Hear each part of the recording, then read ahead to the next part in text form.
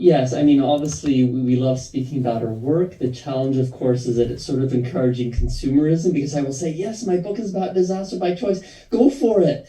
But then this is sort of telling people, well, then it's about ebooks or paper copies. But we do hope it inspires and we hope it changes.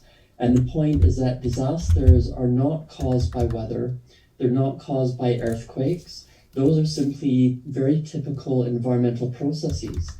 The disaster is caused by people forced into situations where they can't deal with weather or they can't deal with the earthquake. And it's how they live, it's where they live, it's what resources they have, it's what resources they don't have. And so people are making choices which remove resources and options from others, which means, unfortunately, no disaster is natural. Disasters come from human choices, so disaster by choice. Wow, okay, well that's a massively powerful message. So we're just following the discussion by Martin and Katrina talking about population. So where would you see in terms of this situation of climate and disasters, where would you see yourself, population fitting into this, Ilan? Well, they hit it, that population has to be considered, but it's not the only factor. And their solutions are absolutely appropriate, that if we focus on the fundamentals, and if we say, look, everyone, men, women, girls, boys, have the right to education, have the right to reproductive choices, have the right to determine who they're partnering with and the size of their families, then that gives people those choices in order to avoid disaster by choice. Because the first statement which they said, which they back up by science and is absolutely right, is fundamentally climate change and many of the other ills which we have in society come from consumption. So it's up to all of us to reduce our consumption, and population numbers are part of that, but those numbers do not and cannot give the entire story. Okay, well, we're some way into this discussion, aren't we, Gary? And we've had a number of speakers here today so far, and you're the first one to mention consumption. Right, so let's then link this to our subject, which is what do we want from COP26? So I said earlier that what I want is I want 1.5 degrees. Now, let's ask the question of yourself, Ilan. What would you really want from world leaders at COP26, and would consumption be one of those big headline items that you want from them, something to do with reducing consumption? Yes, absolutely. And again, that word consumption came from the earlier session, population matters. And a lot of it really comes down to recognizing how far basic goods travel, even how far food travels to get to our supermarket shelves, what we do every day, again, whether it's buying books or what choices we make, and really trying to consider entire life cycles, where a product or service starts and where it ends, and all the resources, energy, water aspects which go into that in order to look for an overall reduction in that. What I would also like to see from world leaders at COP26 is to take this life cycle approach, which really means do not isolate climate change. Status. We've done so much where climate change is sort of put in its own box or its own silo, which really neglects these wider issues like the right to education, like the right to reproductive choices. And so it's so important for me that leaders, scientific, business, nonprofit, and of course politicians come out and say, you know what, climate change sits within these wider contexts. We shouldn't neglect others just because we're going to highlight climate change. So one of the big changes that happened in 2020, I think, was the prominence given to nature.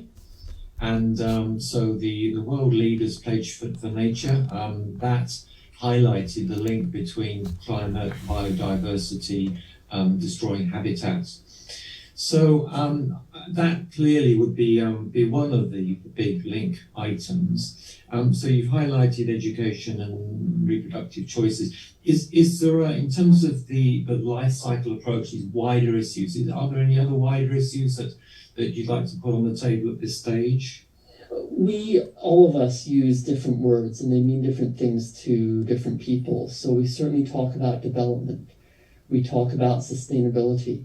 Again, because I'm half in a health institute, we talk about health, global health, planetary health. For me, the key is action. And I'm really happy with any of these words, but if people object to them and fully understandable, I'm happy to avoid them. The point and the fundamental aspect is do not separate climate change. When we talk about adapting to climate change, that's actually no different than reducing the risk from disasters. Everything is the same.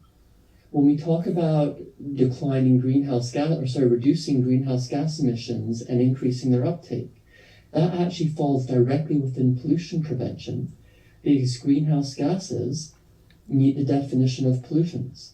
So I think we need to come together.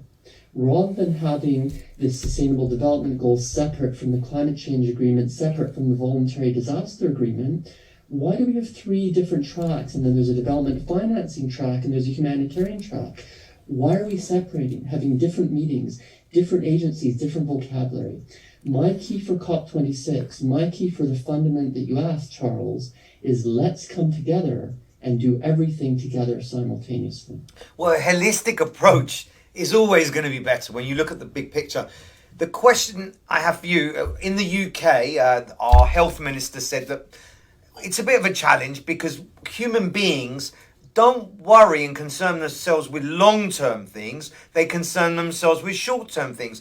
And maybe a week later, it said that there was evidence for an unborn child having carbon emissions go into the mother's lungs and damage that child. And people saw that as immediate.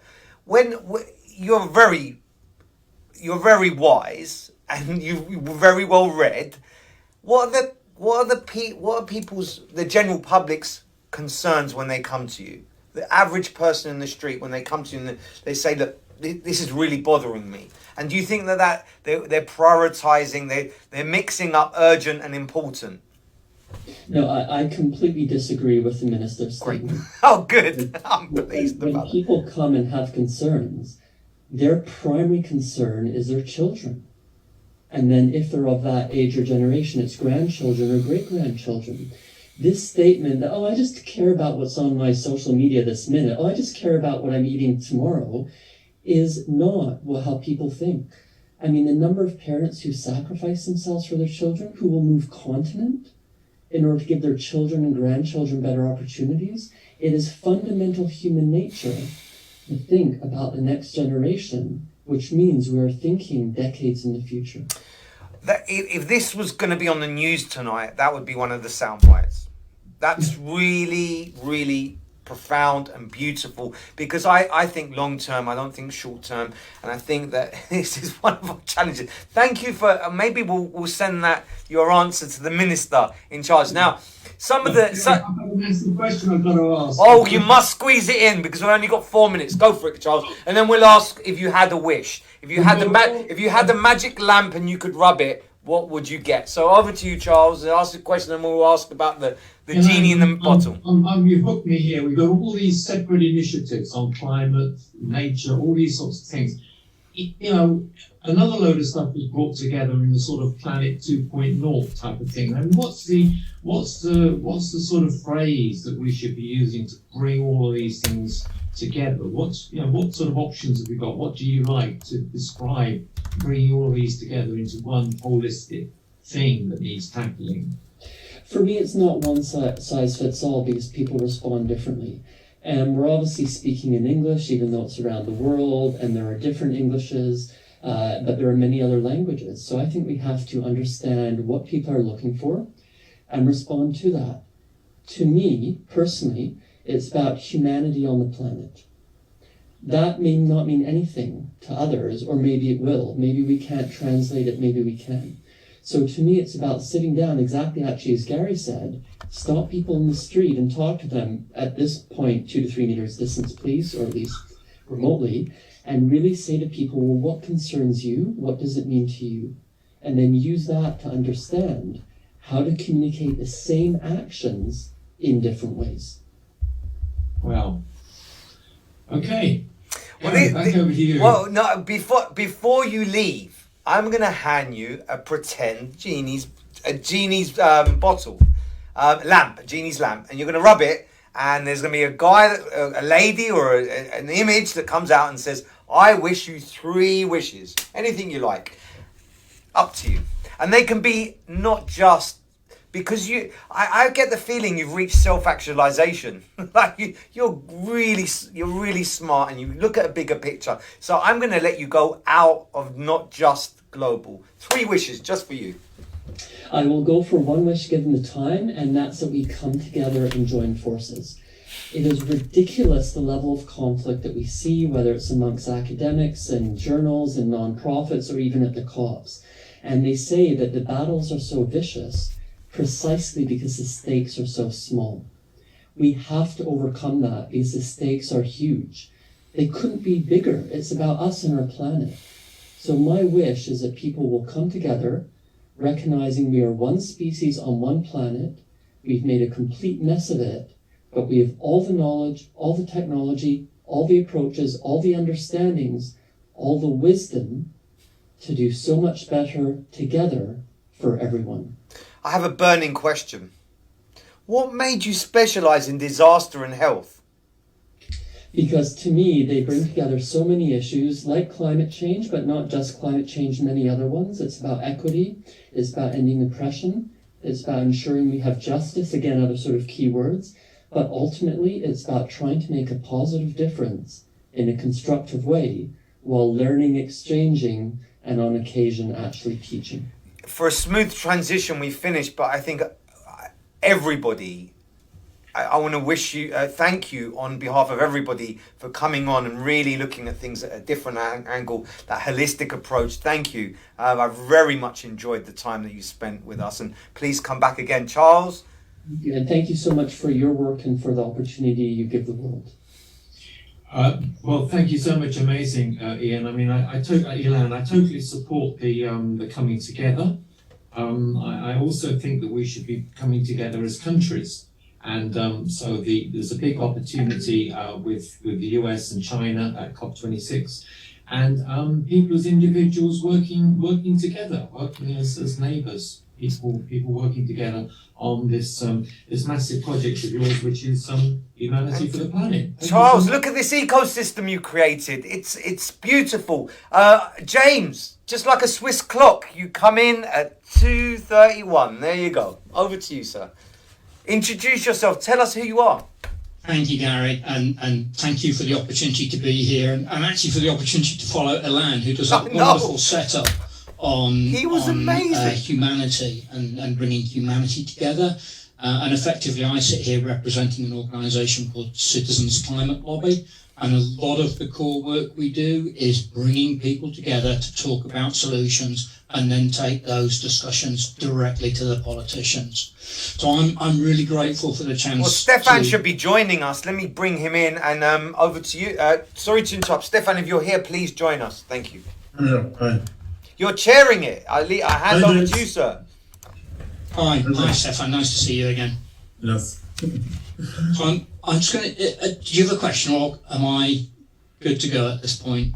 I want to suggest, guys, is if you just introduce yourselves, and obviously we want everyone to focus on the question of what do we want from COP26. So, Stephan, do you want to go first to introduce? Yes, so I'm Stephan Savarese, president of Saving Our Planet, the NGO where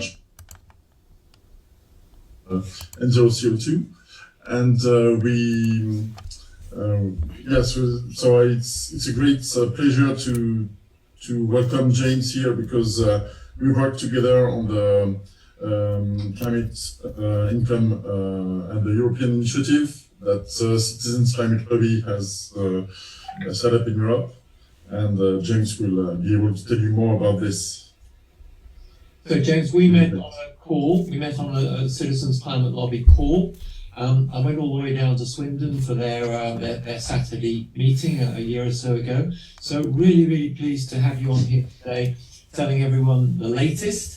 And I think given where we are in the world with climate, I think we're really all excited now, not only to hear about your proposals, but we really want to know when and how carbon pricing can come in. So James, over to you, please.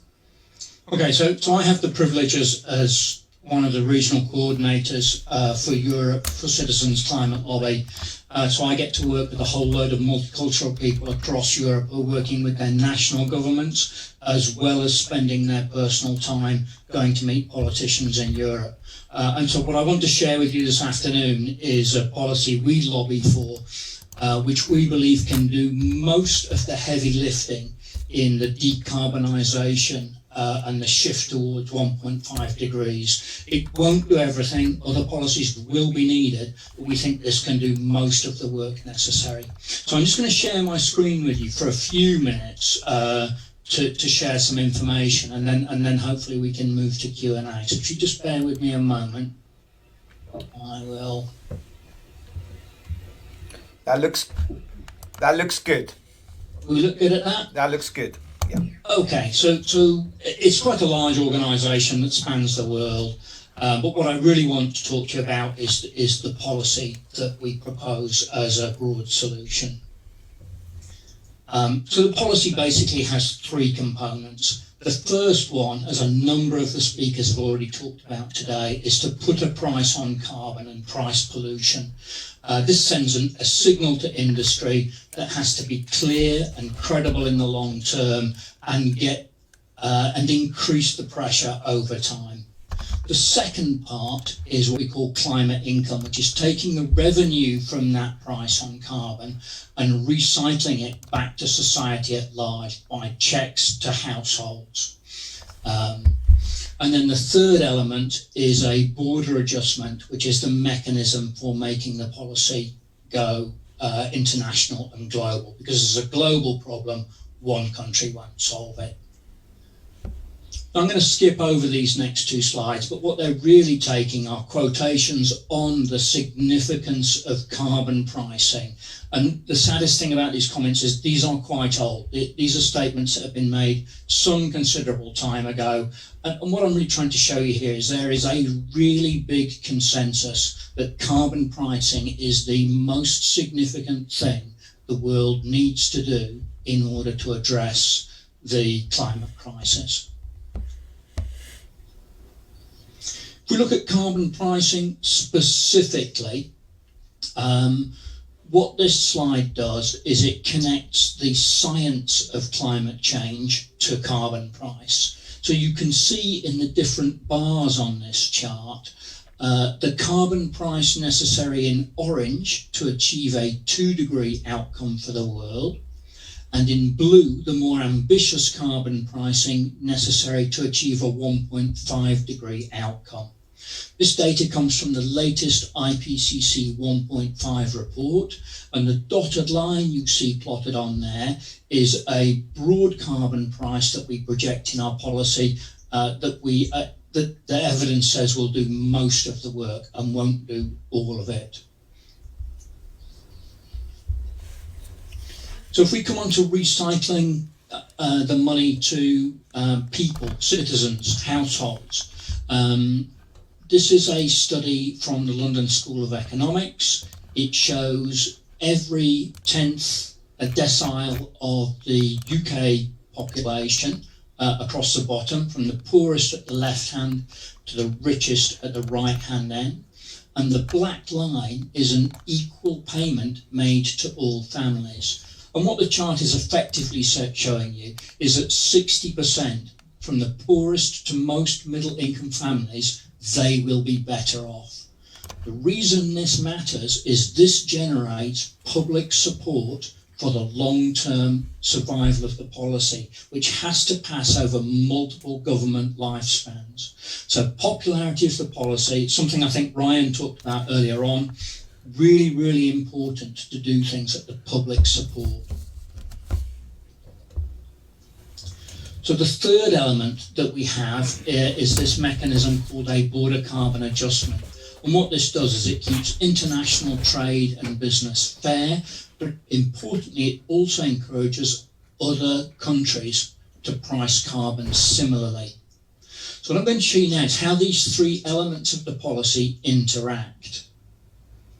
So the first thing that happens is we have a price on carbon or a price on pollution. What that does is it drives decarbonisation within the economy, But by providing a clear signal to industry, it also drives the investment they need to make to avoid using fossil fuels and causing pollution in the future. Then when we introduce the climate income element, which is sometimes called a dividend, so we move the revenue then to all households, this protects the households from the increase in the costs in all products and services in the economy. So everybody can afford what's happening, but increasingly over time, pollution and carbon intensive activity is less attractive. So in return for society being protected, what you get is voter support to the politicians to continue with the policy. When we add in the border adjustment, what that does is it sets a price then on pollution that happens in other countries that are imported into your economy. That supports decarbonisation globally because it encourages others to price carbon. But it also, because at the border it rebates industries at export, it protects businesses within your economy, it protects jobs, and therefore that wins back the business support for the continuation of the carbon fee. And that's how the three elements interact to maintain public support for a steadily increasing carbon price, which effectively drives towards decarbonisation. I have a short video here, which is available on the website Climate Income. I don't plan to run it now because I know some of the sound may not work. So I'm going to skip on to some of the economic impacts for economies at large. This in particular was put together for Europe. And essentially, the first thing is the policy works. It won't fix everything, but it can do 70 to 90% of the decarbonisation the world needs. It's good for people, mostly their health and wealth, cleaner air, and not only around the health benefits, 70% of families will be better off. It's good for the economy. Creates roughly, on a European scale, 2 billion jobs over a 10-year period, and a small economic growth of around 0.25%, or flat to 0.25%. It's not harmful, which is contrary to other messages that come from the fossil fuel industry. Politically, when we talk to politicians on this, it is not wedded to one political party or another, so it's possible to build political support across the political spectrum, and fairly significantly, the policy actually costs nothing because it's self-funding.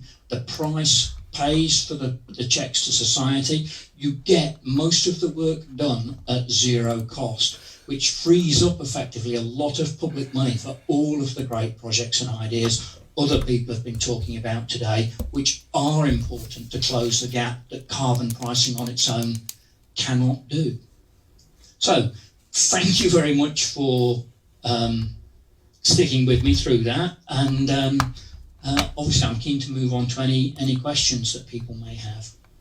Thank you very much, James. That was very clear, very excellent.